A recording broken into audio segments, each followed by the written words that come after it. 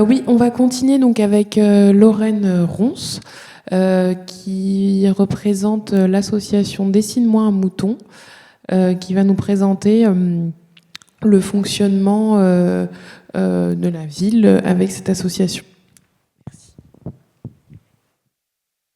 Bonjour à tous. Je suis partie trop loin, excusez-moi. Du coup, je suis Lorraine Ronce, je suis infirmière à l'association Dessine-moi un mouton. Et je suis là pour vous parler un peu de l'accompagnement associatif des mineurs non accompagnés, notamment. On n'a pas que des mineurs non accompagnés, mais je vais y revenir. Déjà, pour ceux qui ne connaissent pas l'association Dessine-moi un mouton, c'est une association qui est basée à Paris et qui a été créée il y a plus de 30 ans pour accompagner les enfants et les familles qui étaient porteurs du VIH. À ce moment-là, c'était une association, du coup, il y a plus de 30 ans, qui était plus un accompagnement de fin de vie. Mais les progrès thérapeutiques ont fait que les enfants ne décédaient plus, les enfants grandissaient et nécessitaient toujours un accompagnement. Et du coup, dans les années 2000, il y a eu l'ouverture d'un service pour les adolescents et les jeunes adultes. Les progrès thérapeutiques ont été encore mieux. On mettait les personnes, et du coup, il y avait de moins en moins de contamination du VIH, qui est une très bonne nouvelle. Et ce qui faisait qu'on avait de moins en moins de personnes qui nous étaient orientées. Et donc, du coup, en 2010, l'association a décidé de s'ouvrir à 2 autres pathologies qui sont l'hépatite virale et la drépanocytose. Et du coup, c'est une association qui est basée uniquement à Paris, mais on est désectorisé, on accueille vraiment de toute l'Île-de-France, selon le besoin. Donc, pour vous présenter un petit peu l'association au jour d'aujourd'hui et très rapidement, nous avons, on va dire, on a le lieu d'accueil et on a également une équipe mobile qui a été ouverte il y a quelques années. Le lieu d'accueil s'adresse aux familles, aux mineurs et jeunes majeurs isolés en situation de précarité et qui sont porteurs du coup soit du VIH, de l'hépatite B ou de la drépanocytose. On est une équipe qui est composée du coup de 2 psychologues, d'une éducatrice de jeunes enfants, une éducatrice spécialisée, une assistante sociale, une psychosocio-esthéticienne et moi-même infirmière. On a du collectif avec un programme d'éducation thérapeutique. On fait aussi de l'initiation au français, théâtre, danse thérapeutique, des ateliers sur la parentalité, sur les VARS, des sorties culturelles, des séjours éducatifs qui sont soit sur la parentalité ou alors sur l'éducation thérapeutique. Nous avons fait cette année le premier séjour d'éducation thérapeutique pour les enfants. Avant, il était plutôt pour les ados, jeunes adultes, et on a des entretiens individuels. Et du coup, nous avons 2 équipes mobiles qui sont une qui est le bus des 1000 premiers jours qui va dans les bidonvilles ou dans les accueils de jour pour faire des ateliers sur la parentalité. Et à chaque fois, c'est du travail en binôme. Et on a aussi également une équipe mobile ado santé sexuelle qui est fait plutôt sur les lieux d'hébergement et les accueils de jour des MNA, les mineurs non accompagnés. Pareil, en binôme, médiateur en santé sexologue. Mais là, du coup, aujourd'hui, on est là pour parler des jeunes dans notre association.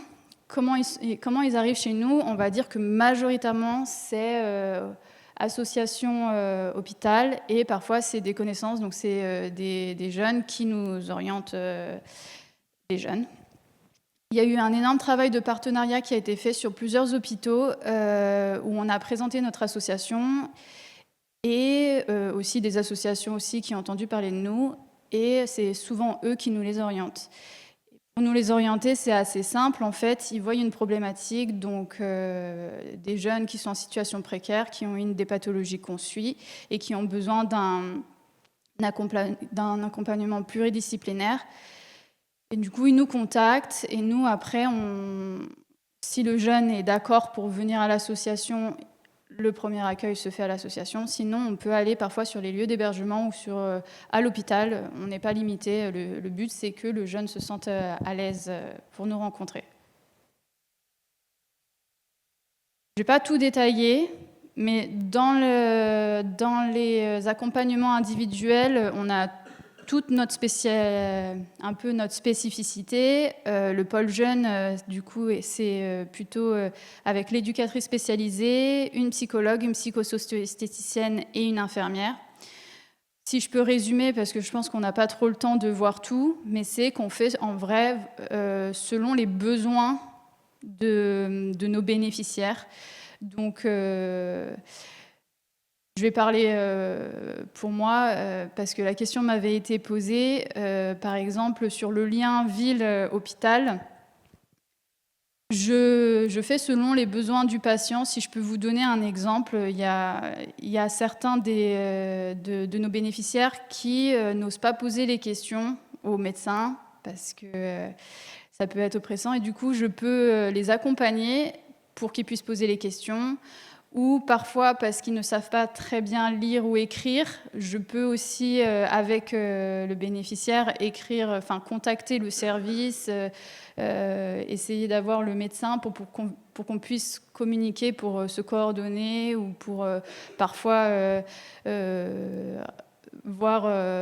retransmettre les ordonnances, les résultats biologiques. Enfin voilà, on essaye de communiquer comme ça, mais c'est vraiment en fonction du jeune et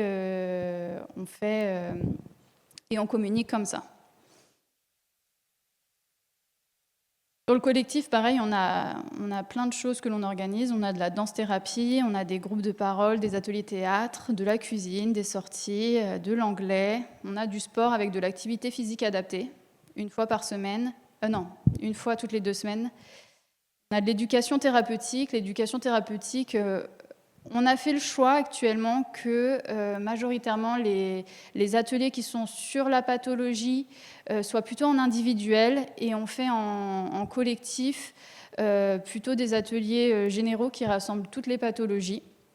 On a un atelier, par exemple, pour vous donner un exemple, musique et émotion. Le but, c'est qu'il y a une première partie en individuel où je les accompagne pour mettre en mots, faire un couplet de musique sur leur histoire avec leur pathologie, du moment de leur annonce jusqu'à aujourd'hui, de comment ils se sentent au niveau des émotions. Et après, en groupe, on va créer une musique pour essayer de faire parler des émotions. Un atelier qui marche bien avec les jeunes et avec les dames aussi, ça fonctionne. Nous, les plus gros freins à notre association, et je pense que je ne suis pas la seule association, enfin, on n'est pas la seule association avec la première ligne, qui est le manque de financement, mais surtout de financement stable, pérenne, qui nous limite du coup dans nos actions et dans ce que l'on peut proposer. Il y a aussi d'énormes limites concernant la situation sociale de nos bénéficiaires, étant donné que nous avons fait le choix de nous spécialiser un peu dans la précarité. Nous sommes malgré tout bloqués par pas mal de situations. Je n'ai pas retenu son nom, mais le monsieur qui était juste avant parlait notamment de la situation très problématique des mineurs non accompagnés qui sont non reconnus par l'ASE. C'est un peu un flou juridique, étant donné qu'ils sont mineurs, mais qui ne sont pas reconnus mineurs. Et donc, il y a plein de limites, notamment pour aller voir le médecin. L'hôpital, il n'y a pas trop de problèmes. Généralement, les médecins acceptent de les voir parfois sans adultes, mais parfois, c'est plus compliqué pour d'autres choses. Pour les consentements, s'il y a besoin d'opérations, pour les logements, parce que du coup, ils ne peuvent pas être hébergés par le 115, par exemple, parce qu'ils sont mineurs et qu'ils ne peuvent pas avoir de logement tout seuls. Donc, on a plein de problématiques comme ça où on est un petit peu bloqué et on n'a pas toujours de solution à leur proposer. Parfois, quand même, il y a du manque de communication, mais je pense, comme beaucoup, entre l'hôpital, nous-mêmes, la sécurité sociale, enfin tout ce qui peut être autour des jeunes que l'on accompagne. Et pareil, par rapport à l'insertion professionnelle, nous, on n'a pas de personnes spécifiques là-dedans, mais on va les orienter et on peut aussi les accompagner dans des rendez-vous spécifiques si on a besoin. Notamment, c'est l'éducatrice spécialisée qui fait ça, qui peut les emmener dans des forums ou voir un conseiller d'insertion, si c'est nécessaire, pour essayer de les accompagner au mieux. Alors nous, on a une petite cohorte de 15-17 ans, on n'en a pas beaucoup. On a soit plus jeunes, soit un peu plus âgés. Mais actuellement, quand j'ai fait en juillet, quand j'ai commencé à faire le PowerPoint, nous avions 13 jeunes, donc 4 filles et 9 garçons qui avaient entre 15 et 17 ans. On en avait un avec l'hépatite B, 2 avec la drépanocytose et 10 jeunes VIH, dont 3 TME, transmission materno-fétale. Je me suis interrogée sur pourquoi on a si peu de 15-17 ans, mais en fait, pareil, je pense que c'est le manque d'orientation parce que parfois les hôpitaux ne nous connaissent pas tous. Mais il y a aussi, et ça je pense que c'est même plus important, c'est aussi la précarité des jeunes. Ils sont difficilement repérables et en plus de ça, ils ont une difficulté à venir au rendez-vous. Et ils ont du mal à s'attacher, notamment mal à faire confiance, donc c'est compliqué, ça demande du temps de faire le lien et pour qu'ils viennent pas qu'une seule fois, mais qu'ils viennent plusieurs fois nous voir. Mais en général, après, quand ils ont commencé à venir nous voir 1 ou 2 fois, ils viennent. Bon. Et la question sur la transition ou pas de transition chez les jeunes de décilement mouton, en fait, c'est moitié-moitié. Il y a la moitié des jeunes qui ont une transition parce qu'ils ont été mis en service pédiatrique et on a la moitié qui, quand on a découvert leur pathologie, par exemple à 15 ans, sont mis directement en service adulte. Donc, il n'y a pas de transition et ils sont déjà en service adulte. Ce que j'ai pu observer quand même, que généralement les mineurs non accompagnés ne sont pas forcément mis en pédiatrie et ils vont plutôt être mis dans des services adultes, dans des antennes où l'ASE, pour ceux qui sont reconnus par l'ASE, les mettent déjà dans des centres où ils sont habitués, où ils ont du contact avec eux.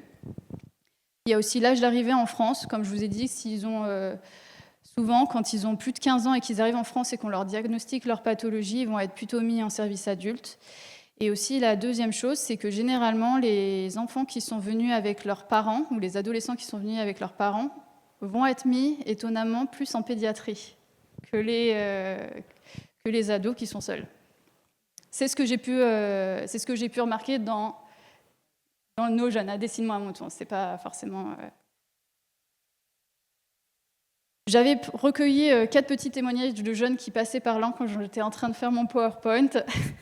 Les 3 qui sont plus foncés, c'était 3 jeunes qui ont qui ont eu une transition. Ce qui a pu être remarqué, et ce qu'ils ont pu dire, c'est qu'il y a eu un peu, quand ils ont été mis en service adulte, ils ont arrêté de venir trop au rendez-vous. Quand je leur demande de m'expliquer pourquoi, ils disent c'est pour plein d'autres raisons, mais pas la transition. Mais ce qui a pu quand même être retrouvé, c'est le lien de confiance, et de repasser sur des nouveaux professionnels, sur des temps de consultation qui étaient moins longs, c'était beaucoup plus compliqué. Et le jeune de 15 ans, qui a maintenant 17 ans, mais qui a été en service adulte à partir de ses 15 ans, lui, ce qu'il dit, c'est qu'il trouve quand même que...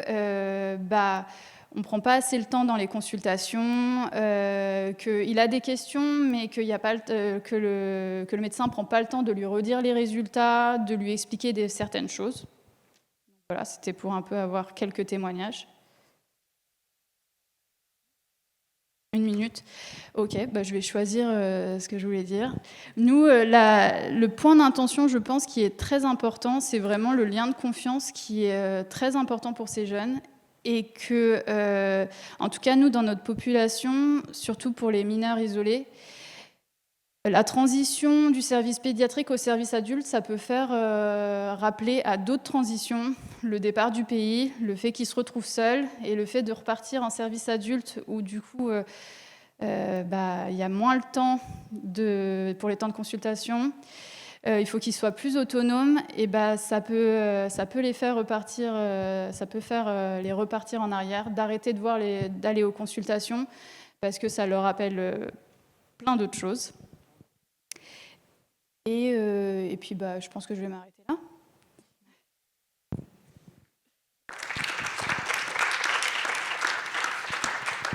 Merci beaucoup.